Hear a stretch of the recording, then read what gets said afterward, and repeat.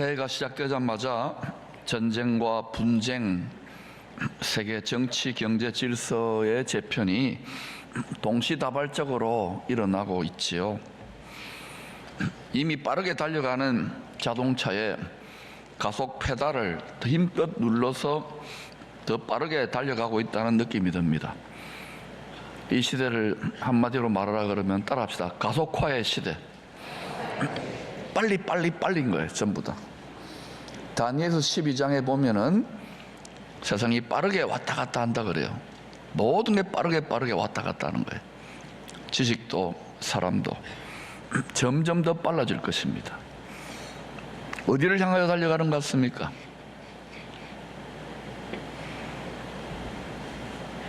이 역사를 움직이시는 분은 여러분 누구라고 생각해요? 역사의 주관자 하나님으로 믿고 고백한다면 진실로 역사의 주관자 하나님이 이 세상을 어떻게 움직이는지, 어떻게 운용하고 어떻게 창세전에 그리스도 안에서 이 세상 경영에 대한 예정을 하셨는지를 성경을 통해서 신약 계시의 눈을 통해 점점 배워가야 되는 것입니다. 그냥 달려가고 있는 것이 아닙니다. 이 모든 변화와 갈등의 본질, 겉으로 드러나는 본질은 뭐냐? 무엇을 먹고 살 것인가? 무엇을 양식으로 먹고 살 것인가? 밥그릇 싸움이에요. 겉으로 드러나는 것은. 그러나 숨어있는 이면은 뭐냐? 그리스도가 임금이고 하나님이 임금인데 이 세상의 임금, 이 세상의 신인 지가 하나님이 아닌데 하나님이 되려고 하는 사단과의 영적인 싸움이 영의 전쟁이에요. 이 영의 전쟁의 반영이 이 땅에 물질적인 육체적인 이 세상에 반영되고 있는 거예요. 이 영적 전쟁에서 이 세상 신에게 허무하게 굴복하지 아니하고 가장 높은 하늘에 오르셔서 하늘과 땅의 모든 권세를 잡으신 그분을 하나 된 것처럼 믿고 영적인 싸움을 싸우라고 세운 기관이 교회입니다. 여러분 와서 일주일에 한 번씩 와서 좋은 말 듣고 밥 먹고 교제하고 헌금하고 또 이렇게 여러 가지 즐거운 시간만 갖는 게 아니라는 거예요. 그런 거 필요하겠지만 결국은 이 영적 전쟁에 승리해야 하나님이 교회를 복 주실 뿐만 그 복으로 한 영혼이라도 더 건지는 축복의 통로로 쓰시는 거예요. 이것을 분명히 하시기를 축원합니다. 밥그릇 싸움이지만은 무엇을 양식으로 삼아 살아갈 것인가? 영적 싸움이 그 본질입니다. 그런데 성경은 말이죠, 밥그릇을 놓고 나라들이 서로 짐승처럼 으르렁거리며 싸우는 모습을 여러 번 이야기했습니다. 특히 다니엘서라든지 요한계시록 같은 책이나 또 선지서들에 보면 실제로 짐승들의 모습이 많이 나오잖아요. 나라를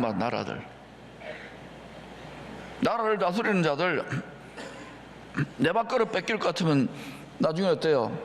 외교로 하다가 말로 하다 안 되면 전쟁도 불사하는 거예요. 지금은 부분적으로 국제전으로 일어나죠.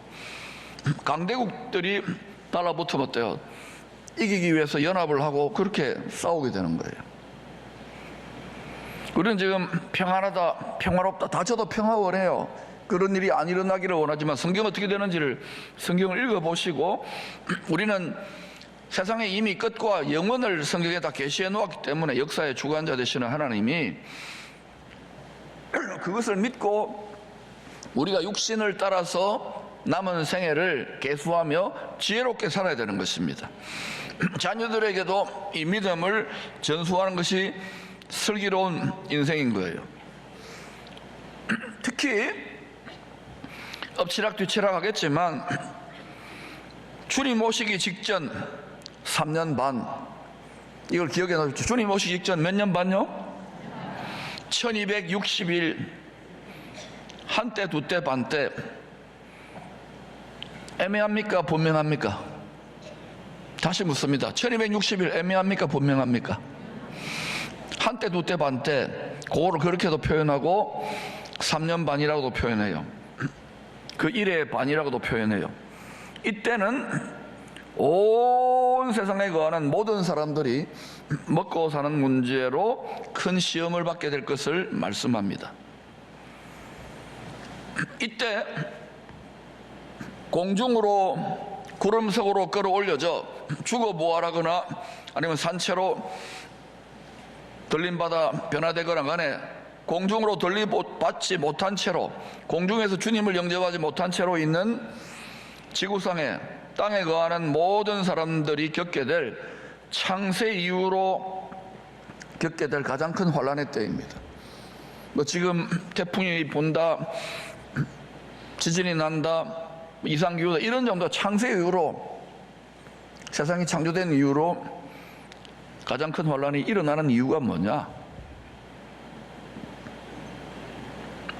성경에 나와 있는 거예요. 그래서 우리는 성경을 통해서 이 세상의 변동과 변화를 가지고 우리가 어떻게 살아가야 될 것인가, 이 지혜를, 구원의 길을 찾아야 되는 거예요. 할렐루야. 그러니 첫 번째는 우리가 구세주 예수 그리스도를 믿고 그분께 경배드리고 예배드리는 이 큰 믿음이든 작은 믿음이든 이런 믿음이 있다는 자체만으로 가장 큰 기적이요 축복입니다. 진실로 말씀을 이루실 하나님의 관점으로 보면은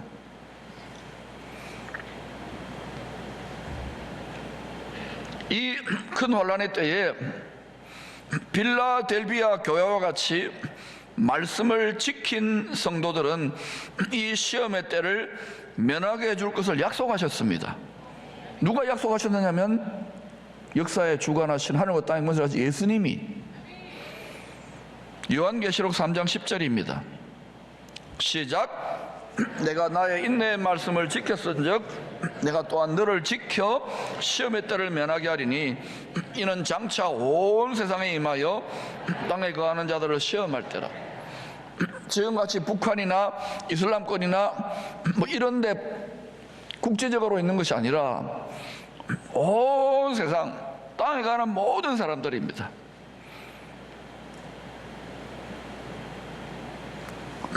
누가 면하게 해준다고 합니까? 이 시험의 때를 인내의 말씀을 지켰은즉. 여러분, 신앙생활 한다는 거, 믿음생활 수십 년 한평생 어른들한테 물어보세요. 시험이 많습니다. 이런저런 어려움이 있습니다. 목회도 선교도 마찬가지죠. 특히 복음까지 전한다. 인내의 말씀, 인내의 말씀. 세상 사람들은 미련해 보일지 모르고 또 겨우 교회 한번 왔다 갔다 하는 정도로 신앙생활을 하나의 종교적으로 왔다 갔다 하는, 이렇게 오해하는 분들은 인내의 말씀을 지키는 것이 미련해 보일 겁니다. 예수 믿는 믿음 때문에 특히 순교하는 사람도 있잖아요. 지금 얼마나 많은 순교의 피 흘렀습니까?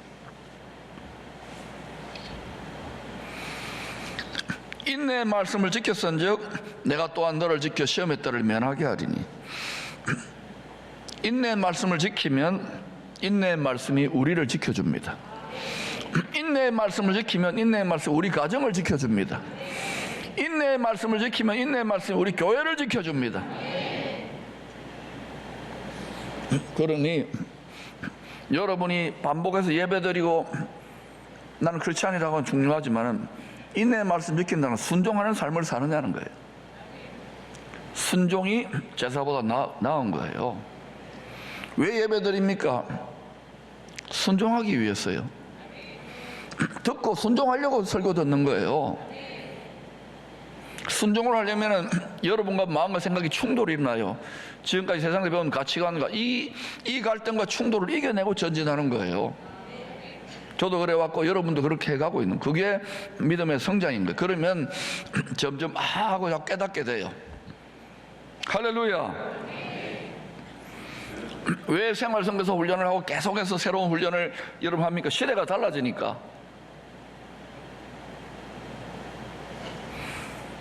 여러분을 지키기 위해서. 육체 안에 영생이 있는 것이 아니라 이건 내어준 것이고, 사망으로 속에 있는 사람 영혼을 지키기 위해서인 거예요. 여기에 영생이 부활이 천국이 약속되어 있기 때문에. 할렐루야. 장차 온 세상의 정치, 경제 시스템 자체가 시스템이에요. 시스템. 한 개인이 아닙니다. 온 세상의 정치, 경제 시스템 자체가 땅에 거하는 자들에게 누구를 구세주로 경배할 것인지 시험할 때가 있을 것입니다. 요한계시록 13장이 어떻게 그 시스템이 만들어지는지를 자세히 보여주고 있어요. 이것을 최초로 보여준 모델이 누구냐? 그리스도를 대적하는 적그리스도의 천재 모형이 누구냐면 창세기 11장의 니므롯입니다.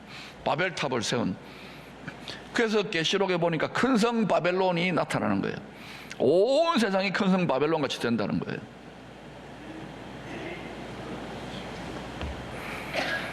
그래서 인내의 말씀을 지켜야 되고 정신을 바짝 차려야 되고, 또 성경은 이런 일을 피할 것을 여러 곳에서 말씀하는데 또 한 군데 더 말씀드리지요.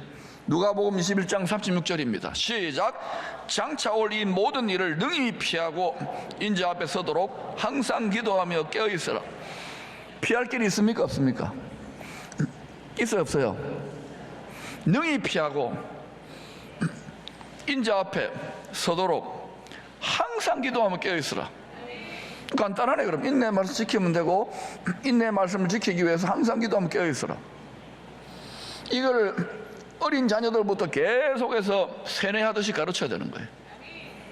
이제는 우리 마음에서 한 걸음만 나가면 온통 모두가 다 최전방인 세속화의 시대입니다. 쓰나미처럼 밀려와요. 그리고 여러분 자신의 믿음을 지키는 것도 그렇지만 여러분의 자녀들, 특히 막 혈기가 왕성하고 공부하고 앞길을 막 열어가야 되는 이런 자녀들 보세요. 얼마나 유혹을, 우리도 그렇게 하면서 믿음이 왔잖아요. 어릴 때부터 교회학교와 교회에서 신앙생활 즐거워하도록 이렇게 훈련시키기를 축원합니다. 우리 한두 달 전에 성계교회 부임한 화구원 목사님 가정의 내 자녀들, 그 뭐 이렇게 화려한 대도시 지역이 아니잖아요. 걔들이 목회 다 해요. 보니까 성계 1, 2, 1, 2, 3리 그 저 마을 회관에 가가지고 할아버지 할머니한테 세배하고 떡국 얻어 먹고, 또 마을 이장 모임에 초대돼가 떡국 얻어 먹어서, 그랬더니 애들 4명이 모여가지고 무슨 놀이 하느냐? 이장놀이 해요.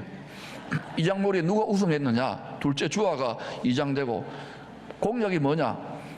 성계 마을을 재밌는 마을로 바꾸겠습니다. 그러니까 애들 4명이서 걔를 세운 거예요. 셋째 유아가 그 성계 마을 이장 밑에 비서하는 청년회 회장이랍니다. 그 막내 누굽니까? 예다는 저 주보 안내해요. 권사님과 같이. 참 귀하다. 여러분 뭐 대단한 것이 아니라 온 가족들이 한 믿음 안에 정렬되는 걸 보면서 참 귀하다, 이런 생각이, 배울 게 참 많다. 할렐루야. 여러분 자녀들이 출세하고 돈 많이 벌고 좋은 데 시집장 가고 좋지만은 그 믿음의 유산을 물려줄 수 있기를 축원합니다. 우리 지난번 하광나 선교사님 말씀숙교회 그 두 자녀 전도사님들 간증했잖아요. 그 쉬운 길이 아니라 인내의 말씀을 지키는 길인데, 부모 때문에 그 믿음의 유산을 받았지만 제 눈에는 보물로 보입니다. 여러분 자녀들이 세상적으로 육체적으로 잘 되는 것도 우리가 도와야 되지만은, 경건한 부모님이라면 이 신앙을 위해 기도하시기를 축원합니다. 적어도 우리의 부족한 믿음보다도 앞으로 다가올 시대를 더 감당할 수 있는 더 성숙하고 주님을 닮은 사람으로, 꼭 목사대로 선교사대로 이게 중요한 게 아니에요.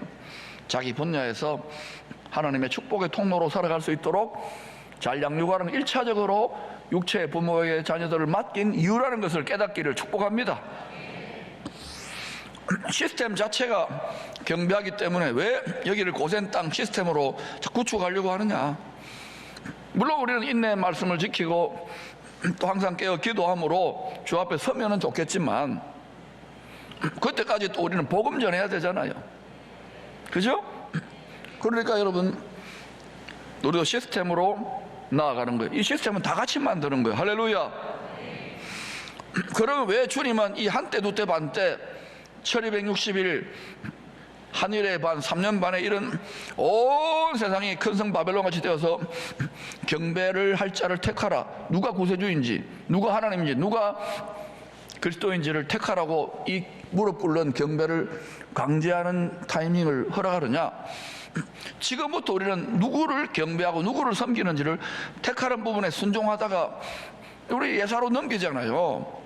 그런데 나중에는 전 세계 모든 사람들에게 하나님의 말씀을 이루시기 위해서 한번 확정을 하는 거예요. 이 해산의 진통을 통과하고 난 다음에 창세전에 예정하신 뜻대로 에베소 1장에 분명히 말씀했습니다. 그 하나님의 뜻의 비밀이 뭐냐? 하늘에 있는 것이나 땅에 있는 것이 다 오실 예수 그리스도 안에서 통일되어지는, 그때는 평강의 나라예요. 평강의 세상이에요. 새 세상이 성취된다는 거예요. 새하늘과 새 땅, 할렐루야. 그래서 오실 그리스도의 왕국을 말씀을 통해 깨닫고 그 때를 준비해야 되는데 그냥 무조건 낙관론으로 가는 게 아닙니다. 해산의 진통이 반드시 있습니다. 그럼 우리 해산의 진통을 준비해야 되는 거예요. 자, 집에 아내가 그리고 이제 딸이 배가 점점 불러옵니다. 8개월, 9개월, 10개월 불러오면은 친정 부모님이나 시댁이나 또 남편이나 가족들이 어때요? 아기 낳을 준비를 합니까, 안 합니까? 그죠? 뭘 하잖아요, 그죠? 비상 연락망도 취하고, 그죠? 뭐 이렇게 다 준비하잖아요. 아기 용품도 미리 준비하고. 해산의 진통이 온 세상에 임하는 진통인데 준비를 안 한다, 이런 메시지를 안 한다는 거, 여러분 우선은 좀 여러분 귀를 만족해 하는 이런 이야기하면 좋겠지만, 여러분 경각심을 가지고 준비하시기를 축복합니다. 지금은 또 다른 의미에서 복음을 전할 수 있는, 공급할 수 있는 시스템을 구축하는 거예요. 그거에 생활선교사하고 햇세대예요. 할렐루야. 이런 시험의 때를 준비해야 되는 우리는 무엇을 먹고 살아야 됩니까? 또 어떤 분은 이런 말을, 목사님 2000년이나 지났는데 뭐 그럴까요? 여러분 인공지능이나 로봇이나 생명공학의 또 세계 정세를 보세요. 1년에 만년의 속도로 막 앞서가요. 그 기술을 따라가야 되잖아요, 우리도. 그런 여러분이 그냥 천천히 있겠다. 어른들 고생 많이 하셨지만 이제 자손들의 시대를 위해서 기도하고 거룩한 산제물의 삶을 살아야 되는 거예요. 그래서 연세가 드신 분들도 성경이 깨닫고 준비하는 게 힘들지만 여러분 수준에 맞게 또 이 예력에 맞게 우리 교육자들 준비하면서 또 계속 여러모로 가르칠 거예요. 준비하십시다. 할렐루야. 4세대가 예외 없이 준비하시기를 축원합니다. 말라기 3장은 당시 레위 제사장들과 구약 성도들에게 하신 말씀입니다. 말라기 3장 10절입니다. 만군의 여호와가 이르노라, 하늘 군대의 대장, 하늘에 숨겨준 복병의 총사령관이 이르노라, 너희의 온전한 11조를 창고에 들여 나의 집에 양식이 있게 하고 그것으로 나를 시험하여. 하나님이 얼마나 답답하면 이런 말을 하겠습니까? 내가 하늘 문을 열고 너희에게 복을 쌓을 것이 없도록 붙지 아니하나 보라. 왜냐, 지금 땅이 저주를 받았거든요. 이스라엘 땅이. 11조는 뭐냐? 하나님의 집 성전의 양식입니다. 따라합시다. 히브리 말로 따라합시다. 테레프. 테레비가 아니고 시작. 테레프예요. 이것은 우리 사람들 집에 있는 양식, 썩을 양식이 아닙니다. 하나님께 구별하여서 썩지 아니하시고 영원하신 하나님 집에 드린 거예요. 썩을 양식이 아니라 썩지 않을 양식으로, 썩을 양식 중에 구별해서 드리는 거예요. 그런 여러분, 거룩하게 구별하여 하나님의 소유로 드린 제물이 11조예요. 하나님의 소유입니다. 주인님 그러잖아요. 그 주인 되심을 고백하는 것이 10의 1이라는 거예요. 그런데 말라기 시대의 성도들의 문제가 무엇이느냐? 드리긴 드리는데, 제사도 하고 11대 1도 하고 예물도 드리는데 온전하지 않은 거예요. 하나님 보시기에 온전해야 됩니다. 여러분, 무엇이든지 간에 하나님을 속일 수는 없는 거예요. 당시에 많은 제사와 예물이 하늘에 계신 하나님께 드려졌습니다. 오늘도 뭐 제사를 드릴 필요는 없잖아요. 이제 피 흘리는 제물은 필요 없으니까, 예수님이 피 흘리셨으니까 많은 성도들이 예배를 드리고 헌금을 하고 예물을 드립니다, 하나님께. 그런데도 말라기 당시에 계속적인 종교 행위가 있었는데도 하나님 하늘문을 닫아버리셨어요. 그 닫아버리니까 어때요? 하늘의 복, 은혜와 돕는 것이 나타나지 않으니까 비가 내리지 않는 것 같아요. 땅이 저주를 받은, 온 나라가 저주를 받았다, 이렇게 이야기하는 거예요. 여러분, 제사와 예물, 예배 드리는 거 우습게 여기면 안 돼요.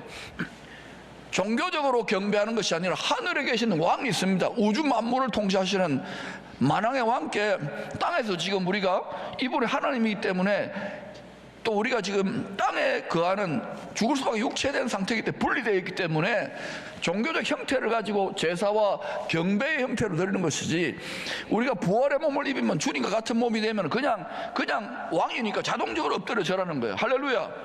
그러니까 여러분, 왕을 섬긴다고 생각해야 돼.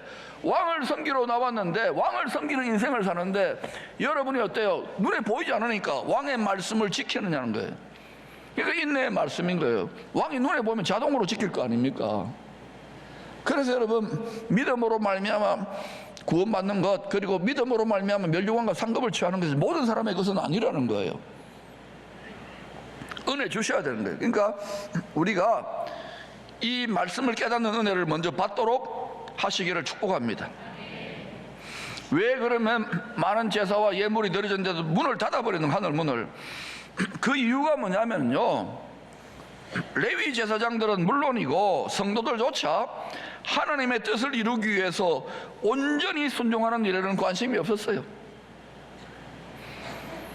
바울이 빌립보 성도들에게, 내 곁에 여러 성도들과 교회들이 있는데 다 자기의 일을 구하지 그리스도 예수의 일을 구하지 아니해서 디모데를 보낸다고. 왜?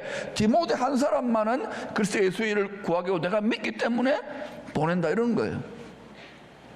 성경대로 다가올 큰 시험의 때를 지혜롭게 준비해야 되는 사람들이 바로 우리들입니다. 또 우리 자녀들입니다. 앞으로 세상이 빠르게 돌아가는 속도를 보면은 정말 깨어있는 자들은 정말 빠르게 변화되는구나 느껴요. 그래서 여러분, 조금도 흔들리지 마, 두려워하지 말고 이런 때를 피할 수 있도록 항상 깨어 기도하며 인내의 말씀을 잘 지킬 수 있기를 축원합니다.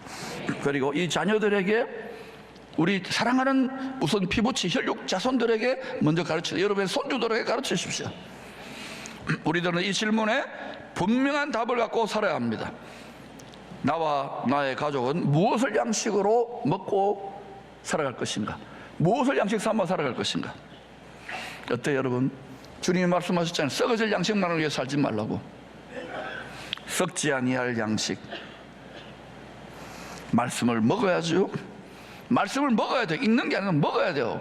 속사람이 살기 위해서, 영혼이 살기 위해서 말씀을 잘 먹어야 되고, 하나님의 뜻을 이루기 위해서 사는 것이 하늘 문을 여는 성도들의 슬기로운 생활이고, 뿐만 아니라 그렇게 살아가는 성도들이 하나님 보시기에 11조인 거예요.